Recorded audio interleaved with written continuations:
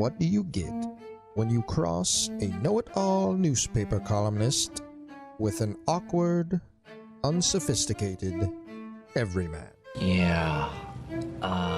Well, I'm just not sure about that right now.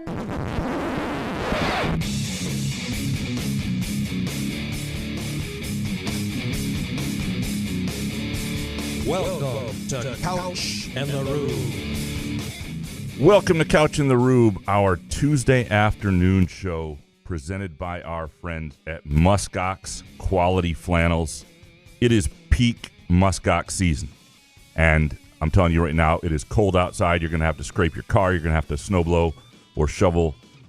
And if you want to be comfortable inside that jacket, if you want to be able to go outside and check the mail without freezing your asses off, live your life in a muskox flannel. Go to gomuskox.com. Check out some of their bundling deals, or just order one and use the Couch in the Rube promo code. That's HOFF, H-O-F-F, for $15 off your purchase. Jason, how you doing, brother?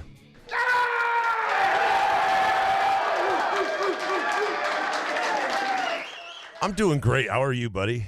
I am good. When's the last time we did a show? I'm just lost my Lions luster a little bit here. It feels like still a minute. Shining, but yeah. Yeah, they don't really work around us with the schedules. Like MSU basketball playing too much. We can't do a show on a game day. Yep. The Lions are playing too often. They need to cut these things down to once every couple of weeks, and that would make life easier for them. And we said, would somebody please guard somebody? But what can you do? Yeah. When you're playing well, you're playing well. The vibe has changed in a lot of ways for a lot of different teams other than the Pistons. I haven't looked at the hot takes yet. Are they? Is it fairly normal? They're good. All right. They're good. People are in a good place, and so we'll as we do as we begin every first of week show with our hot takes, and then yours. Jason, do you want to go first? Yeah, man. All right. Yeah, I went to the Lions game Saturday night. I mean, pound for pound, Graham, I think it might have been one of the best nights of my life. I know Green Bay was one of the best weeks of my life, but as far as pound for pound, going to a Lions game, thorough domination, all of your bets hit. And that goes for me and Jordan. Jordan's bets hit. All of our bets hit, Graham. Can you believe that? So let me get this straight. And the Lions dominate. What's happening here? On the totem pole of best nights of your life, it is hanging out with Jordan twice, Yes. and then Therese. Well, Therese was there for that one, and she was there in Green Bay. I saw her afterwards and the day after. Well, I mean, you know what I mean? What does she have to tag along to every one of my great highlights of my life? I mean, I love her to death, but Jesus, man, let me have something for myself here. I just think it would be good that if she's in the top, one of the top two would be good. She's always in the top whatever. Is that what we have to preface it with? Yes. I just can't be. Can a husband just be happy without bringing his wife? I mean, she was there. Keep she talking. was there for both. No, she knows this. I love her dearly, but Jesus. Anyway, I don't even know what the hot take is, but it was one of the greatest nights. The atmosphere at Ford Field. I mean, if we get a home playoff game, I might have to sell a kidney to go to this thing because it was electric. It was just everything. Like the turnover on the first drive that Denver had, looks like they were going to go down. We pick up a fumble. Jared Goff, 5 fucking touchdowns. What's happening here? Jameer Gibbs, we have almost 2 100-yard rushers. I mean, I know that the NFL season is just hilarious because 2 weeks ago, Jared Goff, fuck Jared Goff and all this stuff. But man, well, that was awesome. Before I get into some MSU stuff, let me stay there with a hot take. I think that Philadelphia win Monday night the Philadelphia loss to Seattle, the Philadelphia result is what I meant to say, was as big as anything. Because the Lions, to have you sound like this and be this happy, and for fans to I'm not dead inside anymore, really get a thrill out of this postseason, I believe they need to be the 2 seed. And I know it would have helped them clinch a playoff berth if Seattle lost. Bullshit. The Lions are beyond that. The hope is to get the 2 seed. And this made that much more likely. Philly has a relatively easy schedule. They're not playing that well. The Lions now have a legitimate chance at having 2 home playoff games. And if they want to get to the NFC Championship game, I think they're probably going to need 2 home playoff games. Yeah. I mean, and also to be the 2 seed, you avoid the 49ers. Either way, you're probably going to avoid the 49ers. But you avoid the 49ers. You're at home until you play them, which would be the NFC Championship. And by then, everybody would be so drunk and delirious, including, sober Jason. I can start drinking again. Okay. Well, you'd just be Just for one drunk. night? You'd be drunk on life, Yeah. I think that would be the season that people could say, even if things don't go well, the 49ers, okay, that was a hell of a run. I think everything is okay at this point of the season. You think so? Yeah. They got to win a playoff game. No. Wow. I think that it's trending in the right direction, this franchise, and I'm excited about that. But I can't get overly worried about what's going to happen In the future. for the rest of the Yeah. season, I because it's see. just that this season has been so special about going to Green Bay and going to the couple of games that I've gone to. I'm not dead inside anymore, and it's fun to be a fan. Like the crowd and being able to cheer for meaningful fucking football was amazing. And by the way, before we end it, but Aaron Glenn impressed me on Saturday night because I think he understands he doesn't have a great defense. And instead of sitting back and letting quarterbacks pick us apart, he's blitzing. And we're gambling. I would rather gamble that way and get our ass kicked, and then sit back and let a shitty quarterback, pick us apart. So shout out to Aaron Glenn. I know people want him on the hot seat sometimes here and there throughout this season, but I think he did the best with what he has right now. And I know Brad Holmes has hit a home run with a shit ton of picks, but we still have to say, if he would have grabbed a defensive lineman, that's it. That's all you can say about Brad Holmes. Yep. You can say it. No. Should have got a defensive lineman. Genius. And it'll be fascinating to see what he does this offseason. I think there are decisions that will be made this offseason that aren't going to be made until we see how this all plays out. Mm-hmm. And I think that's what makes it interesting. So there's two levels. There's the layer of, regardless, it's sort of this is cake at this point. This is great. And then there's also this let's see what this can actually be, and some guys have a chance to prove themselves. Well, you have to understand I'm a hypocrite, so I will say that now, but then, sure. Next week I'm just going to start, when they sky is falling. When they lose to the Vikings for the third Fuck straight no. time in the first round of the playoffs, you'll Please, be... God, no. Yeah. Yes, it can. You know what? To answer your question, though, it depends on who they would lose to. I totally get that. If it Saints would be, or Vikings, yeah. Yeah, or if the Rams. I mean, there's that storyline of the Rams coming to Ford Field, and holy shit, that would be devastating. But yes, there's ways the playoff loss could happen where it wouldn't be all gravy. But as of right now, man, it's just fun. All right, my second hot take. Let's go MSU basketball. So since we last talked, they have beaten Baylor, thumped Baylor, a pretty good Baylor team. I don't think a Baylor team as good as their ranking. And then beat an Oakland team that's better than the reputation. That was actually a pretty impressive win. It was an impressive win coming off of an emotional high like that, too. To continue to play, that was going to be a difficult game for a couple reasons. One, it's 2 days later. It's a short prep for a zone defense. It's the emotional high of playing like that and then having to continue that as you play a team that doesn't come with the profile that's not. But I thought they responded. Even when they didn't shoot well early, they stayed with it. They ended up shooting pretty well for the game. And their backcourt right now, beyond Walker. Walker is the constant. Walker's going to give you what Walker gives you. That's a hell of a lot. He's a star. He's a 20-point-a-game guy in college basketball. He's one of the best guards in the game. But A.J. Hoggard just looks different. So does Jeremy Fears. So does Trey Holloman. And those three right now, that backcourt is elevating MSU. Hoggard and Fears seem to understand who they need to be for this team. Whatever it was with Hoggard, if he was looking over his shoulder for a while, if he didn't know that's gone. You can just see it in him. He looks so comfortable, in control, playing smart games with his decisions, pushing the ball, not taking dumb shots. Fears is playing at another level, which is really important because you got to remember, again, the minutes he plays late last year went to Tyson Walker at the 1. He's got to be really good because they were getting great minutes at the point guard out of Walker last year. Holloman seems to understand his place. And early on, he was missing open shots, and he was just a couple games ago, really. But he's shooting close to 50% for three. He's giving them the shooter that they need. They still can get more out of Akins, which I think is a good thing because there's even more room to grow with that group. And I think, by the way, I think Holloman, and you can see it in the hot takes here, you can see it in fan responses, emails I'm getting. That guy is becoming a fan favorite. It's kind of fun to watch because I like Trey Holloman. Nice kid. I like kids who stick around, who bet on themselves, who aren't afraid of being recruited over, who doesn't talk through you, looks you right in the eye. He does. He Gives doesn't. you a good quote. Good dude. Yeah. And he looks like Avon Barksdale from He The really Wire. does. So there's that too. Have you brought that up to him yet? Or No, I'm going to do that soon because now it's time to do a story can on you him. record you like bringing it up to him somehow? Because I'm really interested to know. Hey Trey, do you know who Avon Barksdale is? Oh no, well, No. Do you like donuts? I mean, I was more of saying if Holloman knew who he was, Right, and right. that kind of thing. Yeah.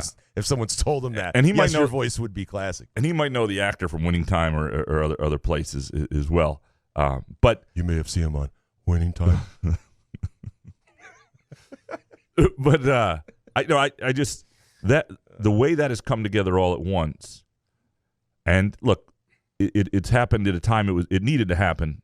It couldn't. This wasn't a situation where MSU could wait until February to really turn it on, because in the years where that has happened, they've also had good surges often in, other than 2014-15, they've had good surges early in the season to the point that they weren't going to be some bubble team. Like this wasn't a team that could really afford the way it was playing to lose to Baylor, to drop one of these games to Oakland or Indiana State, and then would have to make up a lot of games in a row. But now the way they're playing, what we talked about earlier was it was less important who they were beating, but how they were playing, and who they were beating would take care of itself. How they are playing now, there's no talk of a bubble team. There's no, that is a team that can compete with just about anybody. Now, we haven't seen them play Purdue yet. We'll see that later on. But they can compete with just about everybody. We've seen them play Arizona, who is just about everybody.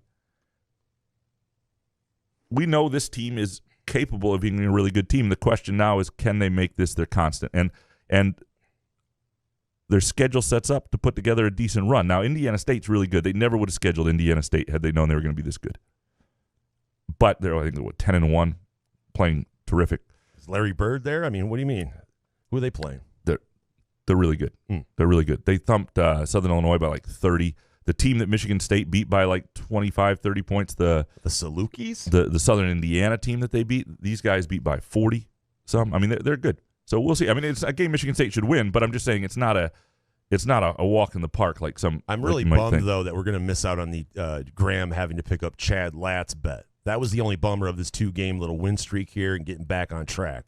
I'm happy for it, but I will say I'm a little bit bummed. After that bet was made, I went into the locker room before the Baylor game, and I gave the greatest Rudy speech of all time, and they responded, and I appreciate that. From Detroit down to Houston. Dude, the whole time this is and New York to L.A. By the way, Dominic said that has to be if we ever do a bet again on something. That's the bet. That's the bet. Okay. You have to drive around Chad Latt. Yeah, I'm with you. Okay, what is your second hot take? Well, sticking on the Michigan State theme, yes, the 2 games, the one against Baylor. I saw that Steven Izzo almost had a free throw make because I was at the game. I didn't see the end of the Baylor game. I was really happy with the way Carson Cooper played yesterday, Graham. I think that he's getting a lot of confidence as well. But I just want the people that are, the people that were anti-Izzo, I don't know if people were wanting him fired, but we had to ask a question when they were 4-5? Like, this is not good basketball we're watching. I know that they had 2 great wins, solid wins, but to yell at people that were jumping off the bandwagon or whatever they want, however you want to put it, I feel like you can sit there at 4-5. You've seen enough sample size of going, what's going on, guys? Because you watch them in these past 2 games, they're unbelievable. I love it when they play basketball like that. So when we see them at 4-5 and they're playing like shit, yeah, we have. As the game passed Izzo by, why can't we ask that question?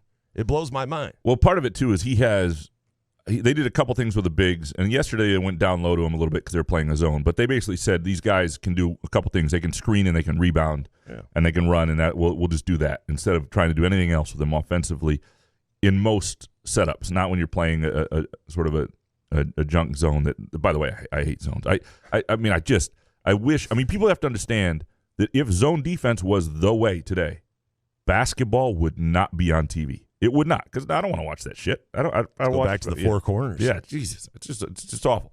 And Xavier Booker, he had 5 points. I do think perhaps there ought to be part of it is a social media reaction thing, that everybody ought to be limited to 1 tweet a week about MSU basketball. So you really have to give it thought. You have to let a couple games happen. Let it marinate, and then really new hot takes. I don't know. Get one. You get one. No, just, I don't know. great. Yeah, no. Look, they got a veteran team too. I think some of this is Izzo, but some of this is veteran guys getting it together and young guys growing into the season. And sometimes the season just takes a while to take shape, longer than we thought. Because we knew what they could do when you play well. But, a guy like Malik Hall, though, in the Oakland game, sometimes I worry about Malik, but I don't know what goes on off the court. He was really good against Nebraska. And the thing about Malik, though, is if they're winning and they're playing well effectively, Malik Hall, in some ways, is the guy who has to step up in certain matchups when other things aren't going well. And he's a guy, as long as this is what they look like, Malik Hall can fit in and out of things. And the other thing is Cohen Carr's role is growing, so Malik Hall and Cohen Carr are more platooning than they ever have before. And I think that's a good thing because Cohen Carr's ceiling in terms of an athlete and the things he helps with the help side defense and just the electricity of certain way helps. Now, it does help the other big guys, though, when Malik Hall's on the floor because he's telling them a lot of times where to be and what to do and what's coming. So I think that is something to take into account. Yeah, no, vibe change entirely, and it was a good time for it. It's going to change probably again, I'm sure, maybe twice more during the season. I just don't know why you can't talk about certain things when a team is playing poorly, and after 2 great games, you have to go, yeah, you guys were jumping off the bandwagon. It's not really. All right, third hot take, real quick one. This is and we're going to get in a lot to MSU football in the listener hot takes. This is just a respect for Jalen Hurts take. The man was sick, and so he told his coaching staff that he needed to take a separate plane to Seattle so he didn't get his teammates sick.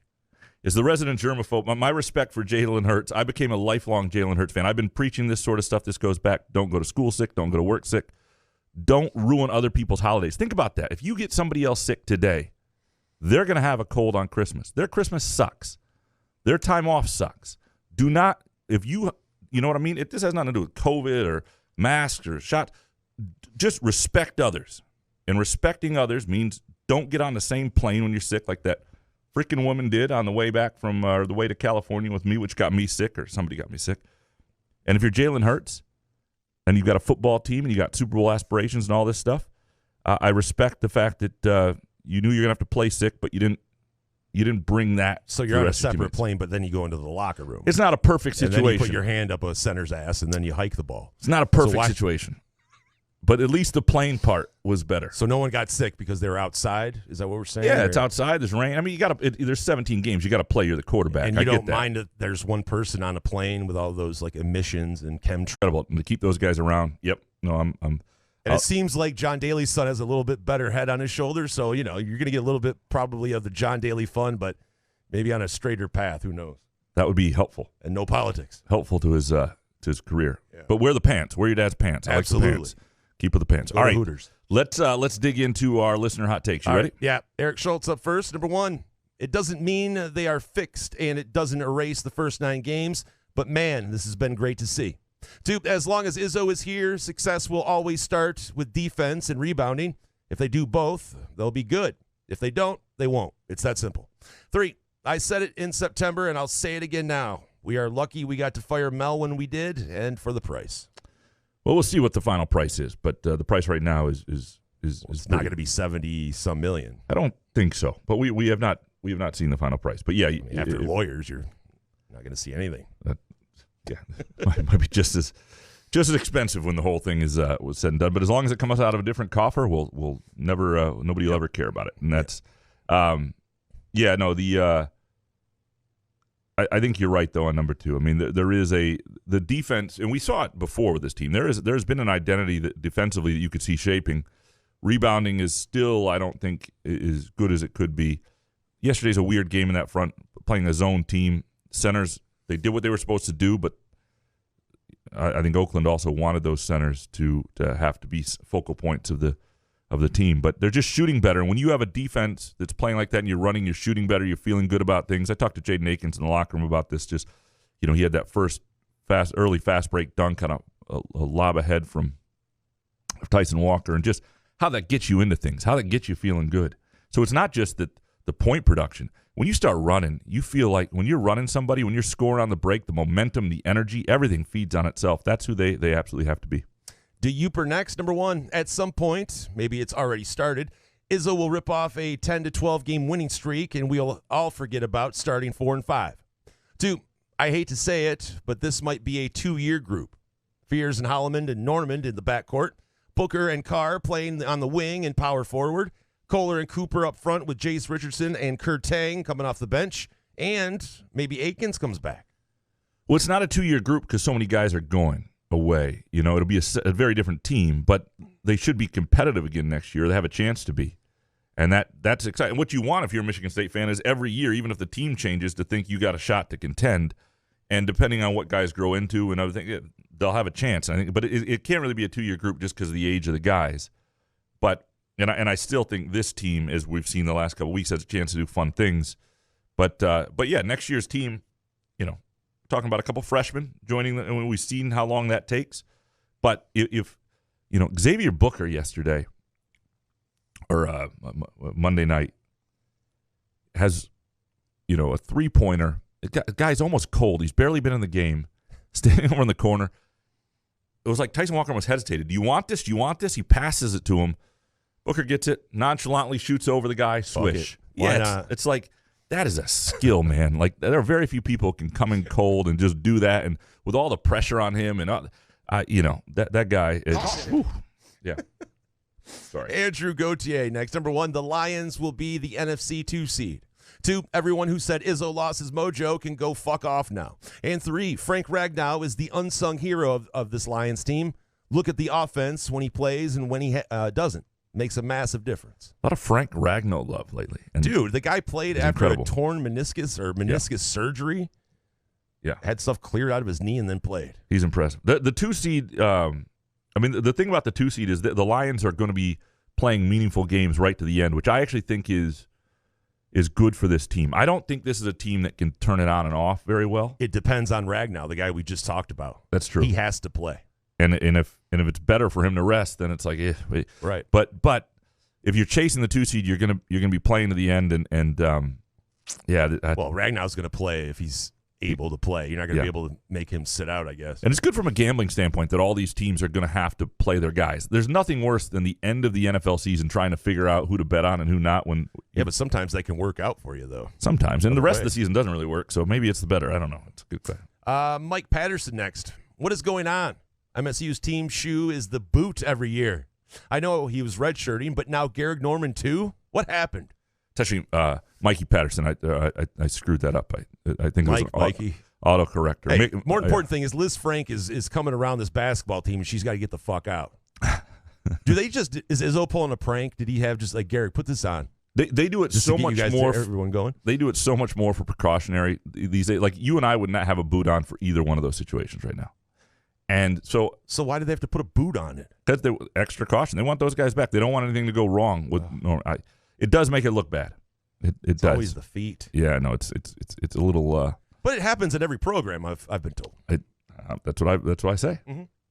All right. Fezziwig, the volleyball dad. Number 1, they'll bury Jackson Kohler out for the season news until next week. 2, Chassie Lane should have won an award for her role in Orgasmo. And 3, you can outline 5 good reasons App State should cover in the Cure Bowl and still lose. Harry was right, and sports betting his ass. Yes, it is awesome. Chassie Lane was really good in Where the Men Aren't 6 and 7. I can tell you this, too, about sports betting being ass.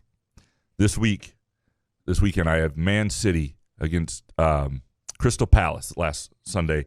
Last Saturday, all Man City has to do is win, and they're like tied in every single parlay I have. You know, just win. They're heavy favorites at home against a Crystal Palace team that doesn't have a lot of punch to it. They're up 2-0 in the second half. So I stop paying attention. I start paying attention to my other bets. I assume that I have won my other bets. Smart.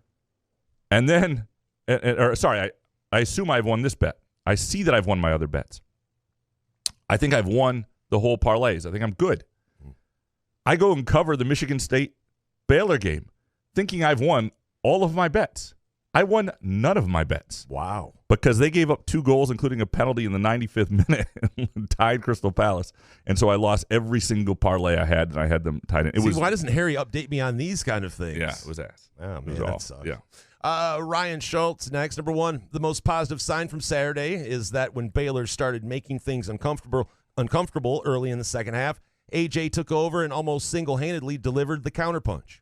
2, I got to believe a part of Jaden's struggles is that he's put pressure on himself to show the NBA ball skills he doesn't actually have. If he settles into his natural role, he'll be just fine and set himself up nicely for a European career, maybe G League something. 3, Bloody Marys are ass. Early morning in the airport or on airplanes, I like Bloody Marys. Otherwise, I'm not. Why do people have to like stack them 10 high with like waffle fries and chicken fucking breast sandwiches on them? It's just like you can't just have a drink. You know what I like is the Bloody Mary. Like sometimes on an airplane when I don't want to drink, but I for whatever reason on an airplane I want a Bloody Mary. I just get stop the shakes. I just get the Bloody Mary mix. Ugh. Which is I like it on an airplane. I don't like it any other time. Can I get the Bloody Mary? No, I just want the mix. No ice, please. There's no way you're rude at all, I'm sure. So the I do think there's something to the Jaden piece there, and I think the more he settles into just worrying about having the best season he can have, the better he'll play, and that'll help him. He's not look. Jaden Akins would be smart to come back for another year because the other thing about next year for Jaden Akins is if he continues to develop and plays well, is he'll have a chance to be more and more featured. You know, as you get older, and there's nothing wrong. I know guys think they got to go right away, but you're making decent NIL money. There's not like this urgency to make European money anymore or G League money. So, you know, if you're him, let the season develop, get consistent offensively, and then worry about adding other pieces to your game. Kevin from Rochester Hills next. Number 1, everyone can now get off the ledge. MSU is a Final Four team. 2, Charlie Woods will have a better career than his father. And 3, Detroit needs a professional basketball team. So did you see what happened? Well, did you see the Chris Castellani thing? I did not know. No, he got himself in a little bit of trouble with the blog, basically. And the headline was the problem. I mean, did he compare it to 9/11? No, he didn't do that. That would have been. It might have been better off actually. But this, he basically said that Gore should sell the team or move the team, and people got pissed. And he's a baseball guy. Yeah, people say a baseball guy, so he's speaking out of turn. And you know what? It was your guy. It was hot takey. It was not a great take. That's not crazy. That's all he said. Well, the other problem I have with all the anti-Pistons takes right now is this has wound up being a stunningly awful situation. Yeah. And I actually thought it was going to end last night, and it nearly did. If the Hawks hadn't hit all those threes in the first quarter, I think Michigan State wins that. The Pistons win that game. However, the Pistons did this right. Like that's what pisses me off. All this idea, you know, that they don't care, and the other teams in Detroit at least care. What do you mean they don't care? They tore this down and built this right. They got 4 guys on their team, and Jalen Duren, Jaden Ivey, Oscar Thompson, and Cade Cunningham, who have the chance to be like key pieces on a really good team. We just got to see it work. We got to get them some help so those guys can grow. But so like that, who are you mad at? Are you mad at fans for not wanting to watch this shit? It's just an uneducated opinion to think the Pistons haven't gone about it right. It hasn't worked, but the approach was better than anything they've done the years before that. You're historically bad. You have to throw all of it out the window. It's terrible how they've handled everything. They're gonna have to make moves, but the next guy can't come in with an ego. If you fire the GM and bring in a new GM, the next GM cannot come in and say, "I gotta have my own guys," because that's how you get purgatory. The Bulls, look where the Bulls are. Bulls, 15 years from contention. They gotta tear it down. I mean, they're so far away. The Pistons are in a much better spot. It's a bad spot, but you'd rather be where the Pistons are with some cornerstone pieces. And at the bottom, you have an owner that doesn't want to sell, probably. Right? So yeah. Well, but he bought that team for $300 million. He's going to make a couple billion. Just get the fuck out. I don't think the owner's the problem. I don't. All right. Gavork next, but it's fun to rip on him though. Number 1, Trey Holloman makes an All Big Ten team in his time at MSU. 2, Booker scores double digits in a game before New Year's, and 3, MSU wins in West Lafayette this season. Those are all it's hot. Those are all hot. But that's what this show is. Yeah. The Booker double digits in a game before New Year's is happening then. Obviously, there are 2 games left. So it's probably happening against Stony Brook based on the game control and other things like that. So if it's going to happen for Booker, that would happen Thursday night, and we'd see whether they actually play him enough to do that. Matt Venny next. Number 1, head coaches purposely hire staff and recruit players with difficult last names just to fuck with TV announcers and the media. 2, The MSU Baylor game was a total mindfuck because typically MSU is on the other side of that, a highly ranked team getting its doors blown off by a 500 team. I think that was part of the fun, is that people didn't see it coming, and then it was just a whole lot of fun. Like, they were worried, and then it was like, well, this is great. And it did, right away, it felt like the vibe of Little Caesars Arena is a good vibe because they played NCAA tournament games there before. It feels like an NCAA tournament venue, a pro sports venue, and it felt like an NCAA tournament game. And to see MSU rise in that occasion, in that venue, in that setting, in that moment, with backs against the wall, that stuff was, I think, something that was really refreshing for a lot of people. Jarrett next, number 1. Indiana State big guy drops 25, 5 assists, and 10 rebounds on MSU. 2, Holloman is the only future NBA guard on this roster. Wow. Trey Holloman getting some love here. The Indiana State big guy is fun to watch. I mean, I said before, he looks like you or me, but 7 feet. Like, if proportionally, he's just different. And that's not a compliment. A nice way to say he's fat? Well, he it's moves not around just pretty that. good. Like Big Country Reeves. Yeah, Brian but you know Reeves. how tall guys usually have a normal size head and stuff like that? No. No, we'll fix this in post. I'm being an ass. Like, this guy is really good. I feel like a jerk. Fix this in post. So what's his problem then? He's really good. Nothing. There's no He's problem. ugly? He's too No, ugly he's for not you. ugly at all. Not ugly. I'm not calling anybody ugly. So he's handsome. He's beautiful. Cracker sofa. Number 1, the vibes after this weekend's Lions Spartans dubs versus last weekend's brutal L's could be not be more stark. 2, snow would be welcomed and celebrated if it wasn't physically cold to the touch. All right. 3, A.J. Hoggard could have been a top 5 MSU point guard had Izzo given him any semblance of a 5 presence. I like this number 3. I think there is an argument that his entire – I mean, you think about who A.J. Hoggard has had at the 5 the whole time, that he's been the guy. Like, if A.J. Hoggard got to run a pick-and-roll offense with Xavier Tillman, or, if he had Nick Ward to dish to and finish, like, there's a real – the number of assists he's lost, he's got a lot of assists, when the ball is, like, falling off Mady Sissoko's hands or bounced off somebody's head or whatever, that somebody else might have caught, would be an interesting number to try and go back and find. If anybody wants to do that. Eric Schultz. David Jackson next. Number 1, MSU is going to crush the next 10 games, 10-0, including Madison payback. 2, the national media not discussing Michigan's 3-year cheating spree in order to preserve the spectacle of the playoff game is contemptible. And 3, if the Lions win the Super Bowl, maybe I'll jump on the bandwagon. Be a tad late there, David. It's all right, David. Swing on through whenever you want. Is there room? Yeah, whatever. I get it, I am looking forward to the game at Wisconsin more than maybe any other game on the schedule. And there's some good games. The game in Illinois will be fascinating, other things. But just because of the way the first game went, and, obviously Malik Hall was sick, and so there's some excuse stuff that goes into that that's built in. But MSU was not playing well. Wisconsin shot really well.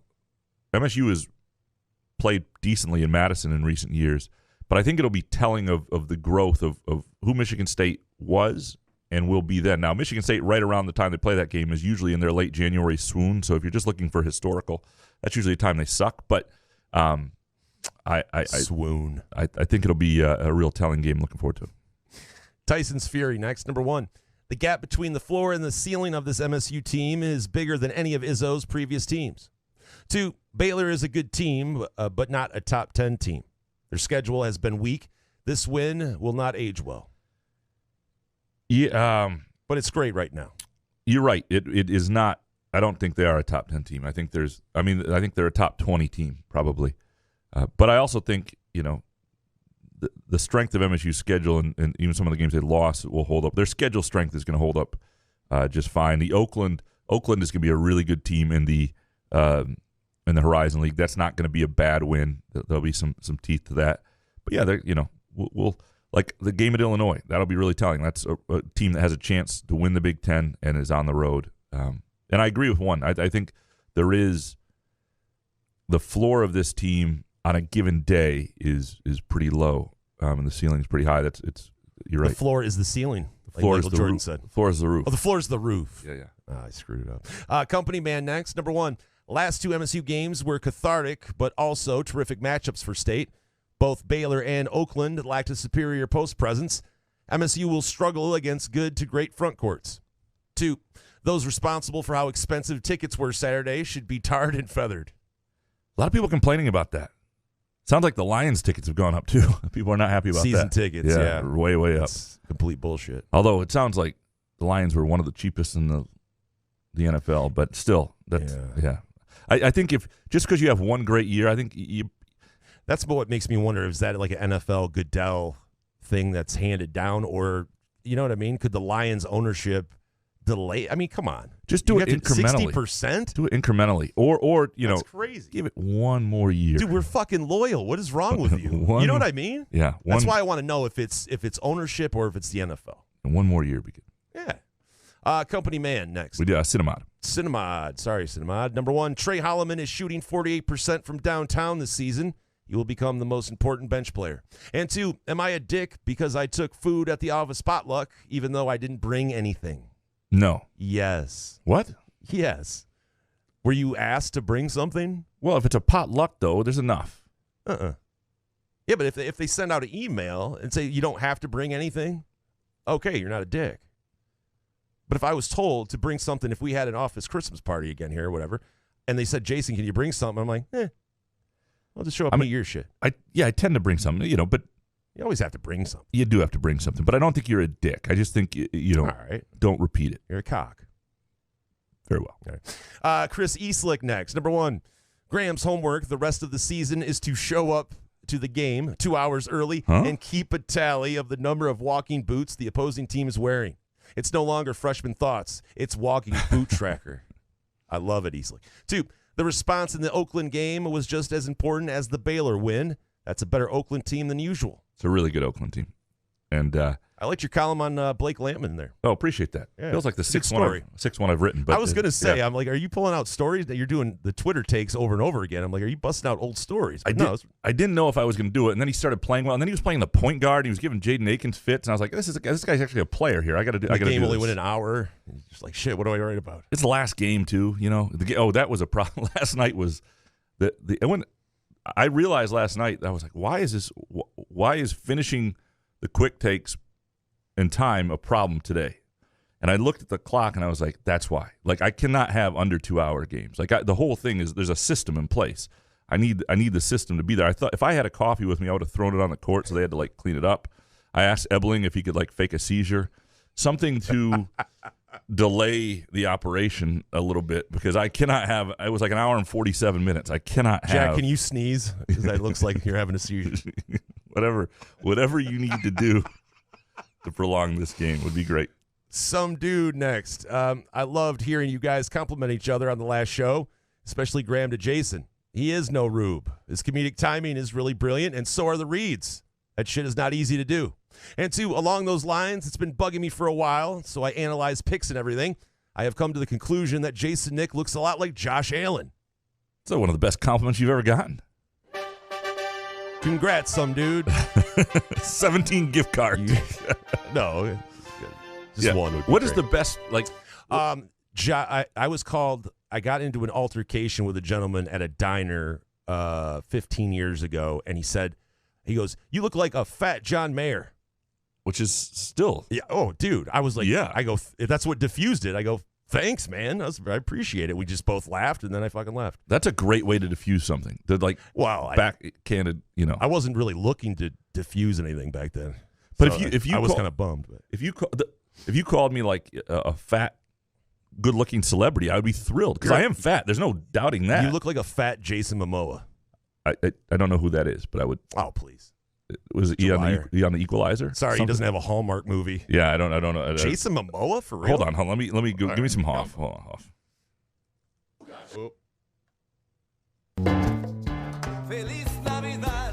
Peacock. Oh, I'd take that. Yeah, I can be a fat Jason Momoa. Some people don't look as well fat, like Matthew Perry. Yeah. Never. He was a really good-looking skinny guy, and then didn't look as good fat.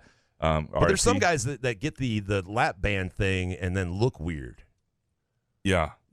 Yeah. No, and the problem for me is when I do get like it all comes in the jawline for me. It's the worst. It's awful. Actually, I appreciate it because my neck gets fat and it's like, okay, fatty, time to get in the gym. Oh, Stop eating. I know it. Like I'll catch a profile shot of me in the mirror and it just drops me to my knees. White man ass, double chin. Like, well, how the hell did we ever get laid? I start avoiding my wife. Maybe she won't notice, like just everything. Yeah, that is a story almost worth telling, presented by our friends at Midtown Brewing Company, 402 South Washington Avenue in downtown Lansing. Great place to enjoy the holiday vibes. They got great holiday cocktails going on right now.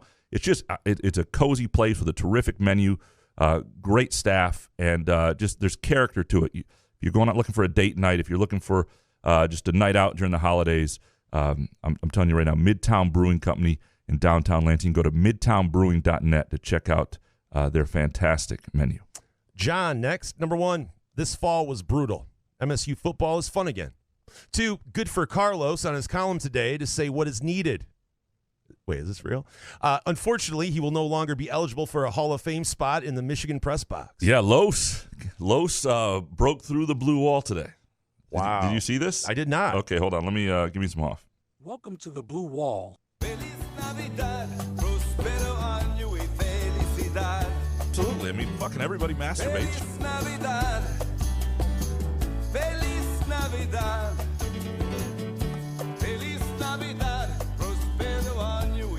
It's the headline. It is for subscribers, but it's still Just read it all to us. Michigan's leadership problem runs from Juwan Howard to Jim Harbaugh. It's a very Los headline. Like that is, I am going to get clicks. I'm Los, but you know what? Props to him because it takes some balls to write that, and it does. He did it well. If you write a column in the Forest, does anybody know? People read his stuff. Shit. That's why he's a columnist. Why? Suburban Spartan Dad next. Number 1, the most important hoops takeaway from this week is that MSU has some swagger back. Anyone who's even played pickup at the local Y knows how much easier the game is when you have some confidence and are playing loose. 2, Cohen Carr's dunks are awesome, but his most important role this year is as a rim protector and help side.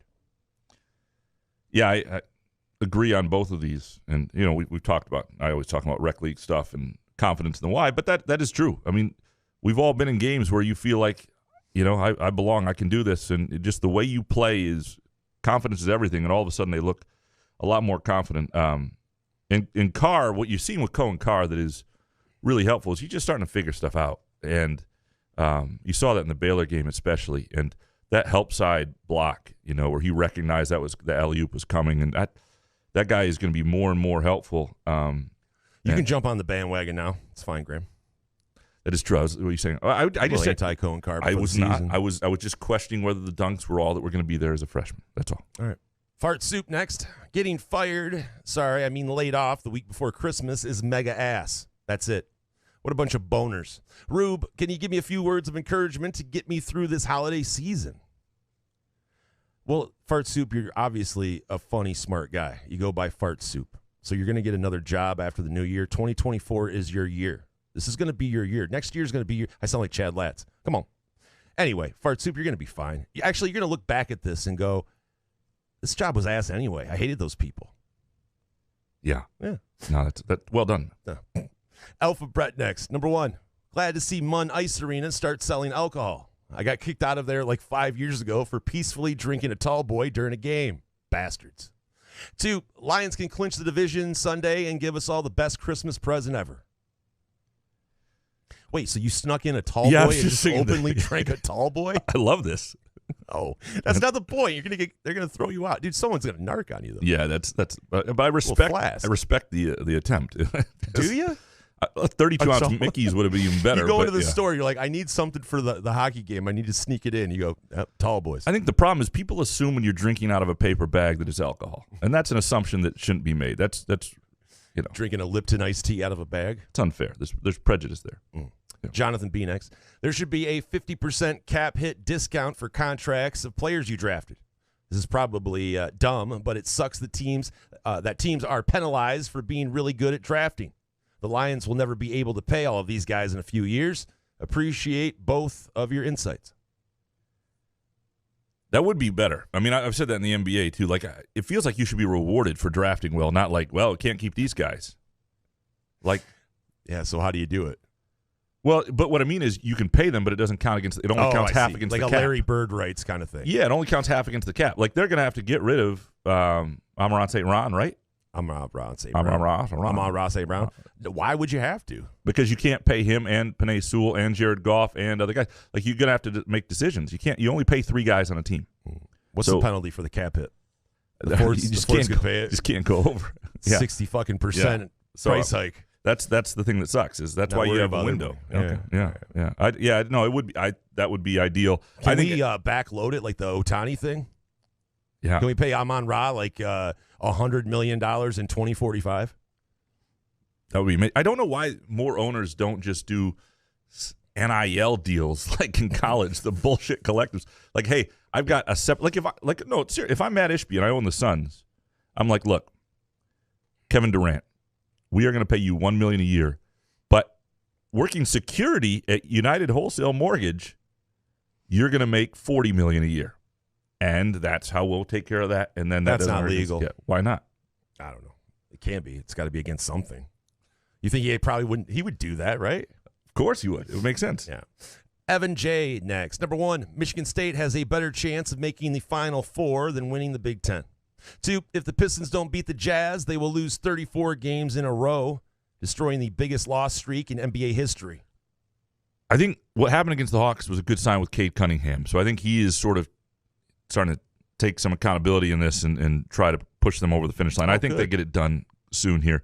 I do agree with number 1. I think it's easier I think winning a Big Ten title certain years, a lot of years, is harder than getting to a Final Four because it's consistency of a lot of teams. There can be one team over you that you won't have to face on the way to a Final Four, like a Purdue. I think Illinois is pretty tough this year. Wisconsin, I really only think, though, there might only be 3 other teams, maybe Indiana, but probably not. Probably those 3 in Michigan State that have a chance. So in that sense, it's not like the best ever. But when you have a Purdue, it's 100 times easier to get. Not 100 times. It's just easier to get to the Final Four. Max Spade next. Number 1, Frank Ragnow is the Lions MVP.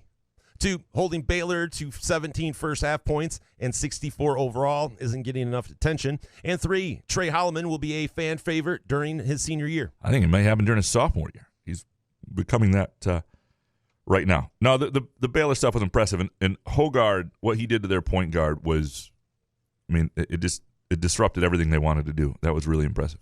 And for all the shit I give Mady Sissoko, and I don't give a shit, but I had sort of given up on him is what I meant. And the last 2 games, and again, what you do against Oakland in the zone, we'll see. But what he did against Baylor, against ball screens and on the glass, and the accountability he took in the locker room, he is a limited player, and they have to only play to his strengths. But he ought to be a guy, given his sharp elbows and bounciness and all that stuff, that ought to rebound. He ought to be tenacious there, and he ought to be really good on ball screen defense. And if he's those 2 things, he can be an important player for the team. G.E. Miller next. Number 1, I don't understand Jason's love for Stafford.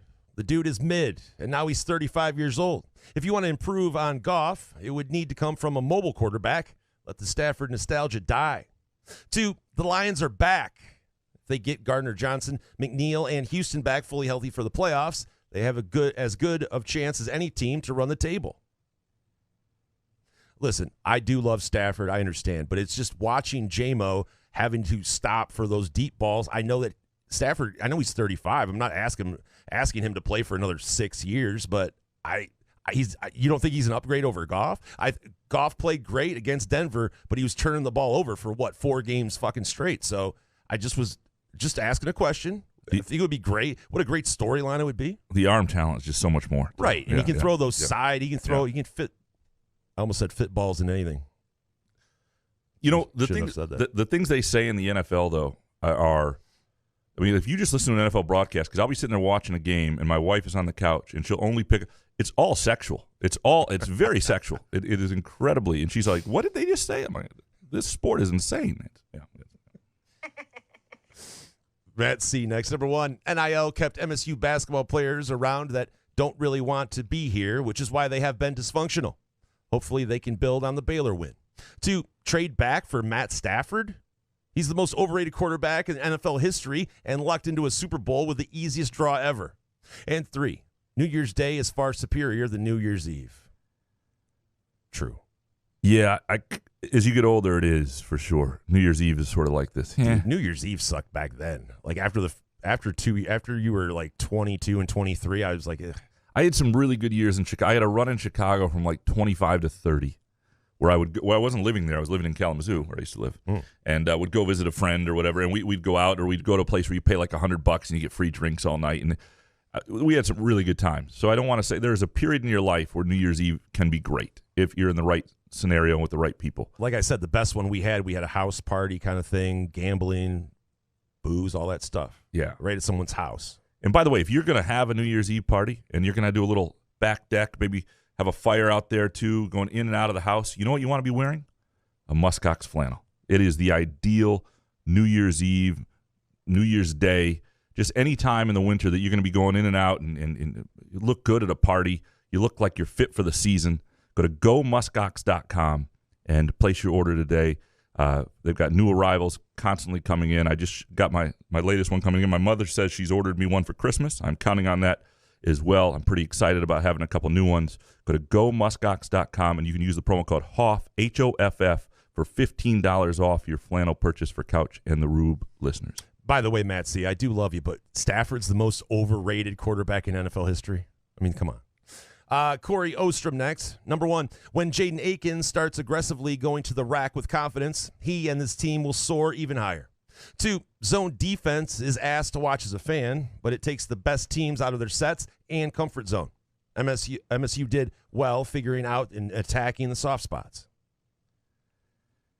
Yeah, I hate zone. I just like the best way to put it for me, and I know I took some shit for tweeting this because there are a lot of people who love pickleball. I like pickleball. I love pickleball. I'm one of the best pickleball players in the world. But tennis, when you watch it on TV, is great.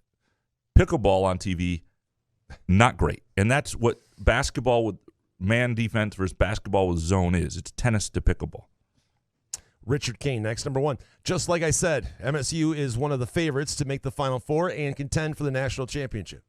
2, the only blue bloods in college basketball are UCLA, Kentucky, Duke, North Carolina, Kansas, and Indiana. And then they always will be the only ones. Currently, being elite is different than being a blue blood. No doubt. And it's the idea of a blue blood is of noble birth. And even some of those you can make an argument for. But just because UCLA has like 7 fans some year and they can't fill Pauley Pavilion does not mean they're not a blue blood. It's just they are different. Michigan State is now. If Michigan State does it over 3 different coaches, and 40 years from now, and we might reimagine the definition. Spartan 18770. Number 1, leaving for and coming home from work in the darkness is ass. Fuck winter. 2, there is no more early signing day in football. Tomorrow is just signing day. And 3, MSU fans crying about the first half of the game Monday need to sack up. One good game doesn't fix all their issues. Well, yeah, no, but there are things. A lot of their issues can be fixed by consistent intensity and hunger and intelligent guard play, and those things they're getting, and now they're making shots too. But in the first half was. You're right. They didn't shoot the ball well. 2 for 10? That's going to happen to this team. They're not a great shooting team, but the consistency on defense is what matters. And signing day also needs to move, by the way. Signing day cannot be this late Wednesday in December any longer. Just the calendar doesn't work. It should be moved almost immediately, and I don't know why it hasn't been yet. Simic next. Number 1, Jeremy Fears has a burst to him, and I haven't seen in a while. This kid will be first team all Big Ten next year. 2, Sissoko has worse hands than Jared Goff. And 3, Trey Holloman needs to be shooting 5 threes per game minimum. Think about how they utilized Cash's shooting his sophomore year. Underutilized. Yeah, no, I don't know about. He needs to take threes in rhythm. I don't know that Trey Holloman is a good enough shooter not to be a rhythm guy, but he needs to take every open shot that's available to him beyond the arc. I'm with you, and they need to probably keep building more stuff for him. The Fears burst is clear, and that's going to be a fun guy to watch for a few years. Miller next. Mady is clearly not an ideal center, but boiling this team's issues down to him seems off the mark. He consistently plays with the kind of juice the rest of the team needs. Cooper showed a little bit more grit, but when someone's diving on the floor after a ball, it's often Mady. Well, it has been lately, and that's the thing he's got to remember. Like, that's who he has to be. You're not Akeem Olajuwon here, man. Like, what they need you for is the hustle. If you foul out, so damn be it. you need to be on the floor. You need to be after every rebound. But he's been really good in that sense. And Cooper has, I think, a much better upside. But Sissoko is going to have value, and even when Kohler gets back. Steve, next. If there's such a stat, love to see the turnover percentage our bigs have, including Hall, when they more than 2 dribbles in traffic. I see greater than 50%. Can a handle in traffic be taught? You can work on your handles, sure. It's not going to happen for Sissoko because he just doesn't have the hands for it. You have to have hands. Like for a guy like Cooper is going to, I think is going to be able to develop that, and Hall to some degree. And Hall dribbles out of trouble. I don't know if Hall is. I'd be curious. I don't know if you'd lump Hall in that. There are certain he does turn the ball over from time to time, but when he dribbles out of trouble, he handles it pretty well. Andy Schofield next. Number 1, MSU will finish second in the Big Ten. 2, I looked for you, Graham, at the game and couldn't find you until the very end when I saw you at the urinal with the melty moments. Really? Huh? And 3, I know that Muskox is known for its double brush soft cotton, but how comfortable is it to masturbate in? Well, it's good for every activity, really. What the fuck? Yeah, I mean, it's, you can't take your shirt off, Schofield? I mean, how accurate of a shot are you? Yeah, well, I can't speak to it, but I'm just saying, why would you masturbate in a flannel? It's weird. Yeah, it's comfortable for everything else. I can't imagine why it's not comfortable for that activity, too, is what I would say. I have to try it out. I'm sure that Muskox is. God I hope damn, they're not I'm listening warm and I'm listening right now. Silly next. Number 1. I trust Jonathan Smith to develop, but MSU football taking multiple kids ranked outside the top 1,000 does not excite me. Talent matters if you want to compete at the highest level. 2, Smith's use of transfer portal will make MSU a 7-5 to 8-4 team, which would be great in year 1. Yeah, I mean, you got to fish in the right pond, though, so to speak, and I think they're doing that a little bit. And there are some kids they're flipping Mac kids. But, you also got to build numbers in a class, and you try to develop kids, and kids who want to be there, and kids you think you can develop. And so, we'll see how good the staff is at that stuff. But in Class 1, putting it together, you're going to have to take some of those kids. So I think that's okay. J.C. Wiltz next. So, as the weeks pass, what's up with Harlan Barnett? Don't tell me he's getting cut loose after stepping in and being faced with a terrible situation. Yeah, we'll find out tomorrow a little bit when Jonathan Smith talks at his mid-afternoon on Wednesday as signing day presser. Didn't he get offered like the secondary coach or something? I'm pretty sure he's on the staff. I have not talked to Harlan myself. I've not reached out and probably should have. I've talked actually having coffee with his wife this Friday. So if we don't know before then, I'll know. I don't know what to do with that information. Yeah, maybe I wouldn't. I don't know if I should. Just maybe don't. Maybe fix that in post. Where are you guys going? I am not going to say. Oh, all right. Yeah. Zeke's fan page. Number 1, the player who inbounds the ball after an opposing team should get an assist if the point guard scores within 5 seconds of crossing half court. Sounds gambling related. 2, nosebleed seats at the Brez are far too expensive, but I'm dumb enough to buy anyway. How much are they? I mean, yeah, first of all, the Breslin up, I'm not saying they're bad seats, but in a game like yesterday, getting down low, which, I know some people, including a couple of our listeners, were able to do, is worth it if you can do it. Now, that gets really expensive, especially for multiple tickets.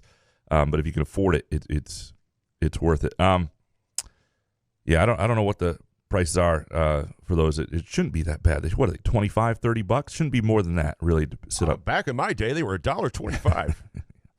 Mojo Jojo, Graham and Santa Rube voice. What's a Santa Rube voice? I don't even know what your Santa Rube voice is. Is it my donut voice? No, I don't. Do I go that? Okay. Oh, Santa Claus. Number 1, with the Eagles' loss, we have a solid chance at home field and at San Francisco throughout the playoffs. And at San Francisco. 2, never had eggnog and too afraid to try it at this point. And 3, Laporta has to be the odds-on favorite for Rookie of the Year.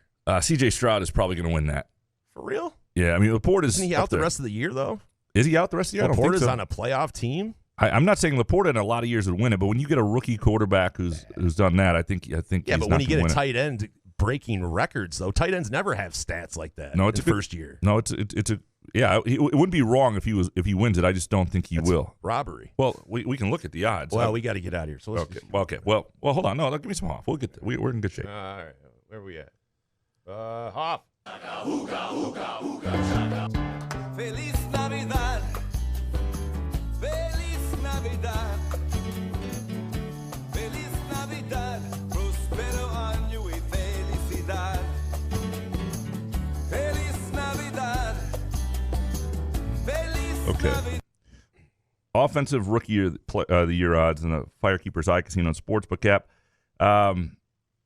Still get good odds on Laporta. CJ Stroud is like minus 10,000, and Laporta's plus 7,500. So, Wow. it does not feel like it's going right. Laporta's way in that sense. And by the way, Like a eggnog, sprinkle on that. I can't have eggnog in the house because, like, if it's in the house and my wife's away, I can't stop drinking it. Like, it's just that good, and it's not good for you. Does you have to chain the refrigerator? No, we do. It just can't be in the house. No. All right. Bowman Junkins, number one. Another coaching carousel, and Jason Candle and Chris Creighton didn't get jobs. Thankfully, some of the Detroit writers don't make hires for MSU. I'll be sure to let our pal Rexroad know Narduzzi went 3-9. 2, speaking of writers, how about Carlos Monarez? Best writer of our time. Great column. Should get this guy a prestigious Peabody Award for that Michigan column. You could teach Mitchie a few things. Yeah. Wow. Yeah, you have to read this column. Jason Candle and Chris Creighton, good coaches. You know, I think Candle and especially Creighton, who's done some things at Eastern Michigan where it's really hard to do, would be a good coach. A lot of places. I'm surprised he hasn't gotten a look. At this point, why not hire him at Indiana or someplace like that? Just doesn't make sense. Yeah, but does Monterez mean it? Did he write that and mean it? Because he can write. That's what causes him trouble. He just writes shit to flamethrow. Yeah, I don't know. I think he does usually mean what he says. Too late. Whatever. I'm not reading it. Steve Beckman, number one. Oakland would have covered against MSU if the Baylor game went the other way. 2, MLS should be trying to help lower league soccer in the United States, not dismiss it. And 3, we should never forget that Jonathan Smith signaled to milk the clock by grabbing his nipples, and we can't unsee it. The video of this is quite something. It's pretty amazing. But it gets the point across. It does. Mean, like if I had to know effective. that milk the clock, I would know exactly when I looked at my coach. Yeah, and you could do that. You could do like udders with a cow sort of thing. You could do a lot of different things. But that is that what that is? Hopefully that didn't show up on. It's a weird technique you got there. Yeah. I've never actually milked a cow in my life. By the way, the MLS thing is bullshit. MLS is not going to play in the Open Cup anymore. They're not going to send their top teams. What's going to happen? Well, Graham is not going to subscribe to the MLS package or watch MLS. Period. I'm out. Like if they're already a shit organization. It's already the single entity league that it's different than soccer everywhere else in terms of the spirit of the game. And welcome to the team. Soccer blows, man. Soccer doesn't blow. The MLS blows. Fuck the MLS. Wow. Jay Riemenschneider next. Number one. If I was a real gambler, I'd be exact opposite of you two, meaning I wouldn't be able to watch games I had money on. I'd be way too emotional. But betting isn't for me because it's hard to gamble my money on something I have no control over. All right. 2, the question and answer by Fred Heumann and Xavier Booker meant absolutely nothing. What was Booker expected to say? Graham, you're better than that to even discuss it as much as you did. Well, no, I'm not. But no, it's Booker said what he was. Yeah, I mean, you're right. Booker's not going to say I'm leaving. But I think Booker handled it well. It was a fine question. And in this day and age, asking about transferring is just going to be the norm. And players are going to have to get used to it, or they're going to have to stop transferring because it's just what people expect, especially when you can transfer multiple times, which is where we're headed.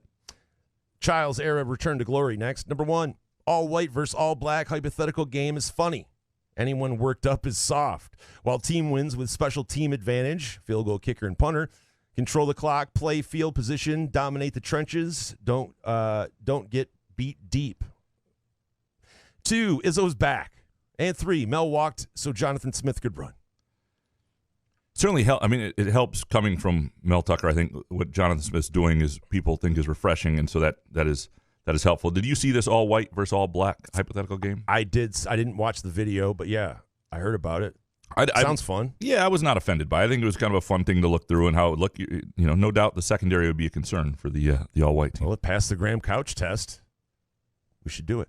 Tyrone Plum next. Number one, MSU's modest recruits will make for an above solid foundation for the first time in 10 years. And 2, Coke is better than Pepsi. Urine is probably better than RC Cola. Not even Groovy Donuts could save RC. Wow. RC. I don't Who's even. urine? What's the last time you had an RC? 20 years? When I was out of everything and an RC Cola truck fell over. When did that happen? I don't know. I'm trying to think of a time I'd have fucking RC Cola. I mean, I remember having, going to Connie's Corner in West Lansing and getting like Kick back in the day, and every once in a while I get an RC because it was cheap. But it's been maybe 30 years. Ugh. Ghost of George Perlis. Number 1, Lions will manage to drag our playoff seeding out to the very last NFL game. Yes, other games will determine our spot. And 2, the nice thing about the transfer portal, it confirms that I have the eye for scouting mid-major talent while watching games. So I got that. Merry Christmas. Merry Christmas to you too. It's always good when things get confirmed for you. No, I do think other games will matter the last Sunday of the year for the Lions probably, and that will be or the last weekend. But we're in. They'll be in the playoffs. The question will be 2 versus 3 maybe. We'll still be at play, and you hope it is. That means the Lions beat the Vikings twice, which they ought to do. Original Dark Mantonio. Lincoln Riley made the worst decision of his life by leaving Oklahoma for USC.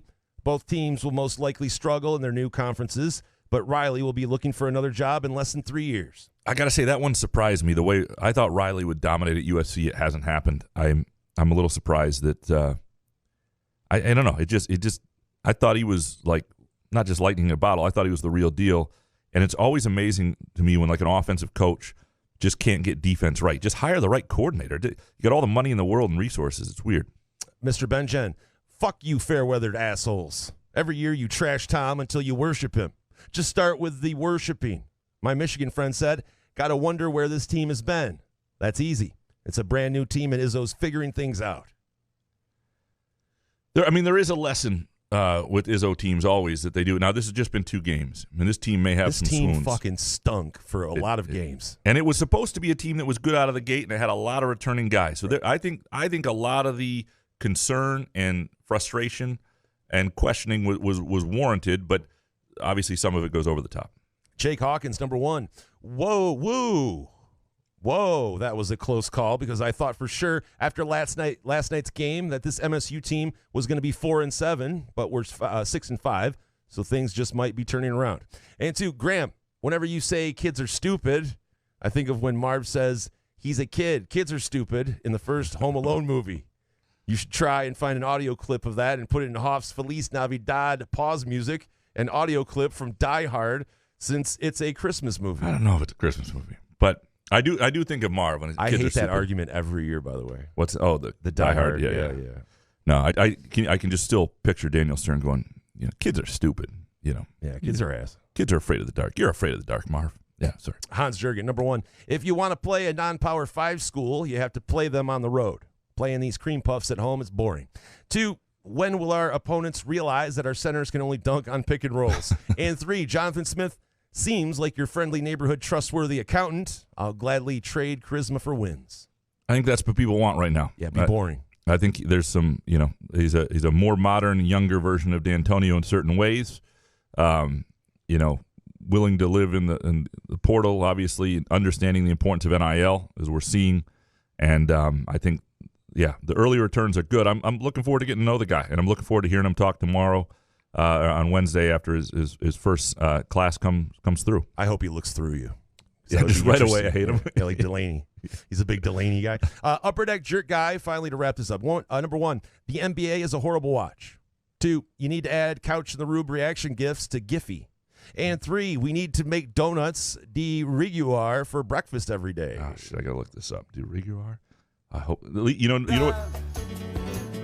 Nobody put in You've had too many donuts, mate. The porn star stuff we were fearing today, by the way, Jason, which is good. Who was fearing it? I was fearing it. I was rooting for it. Give me a link, boys.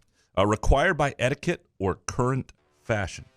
Excellent. Good work again with the vocabulary. This is where I learned more vocabulary than I ever did in 2nd grade from Upper Deck Jerk Guy.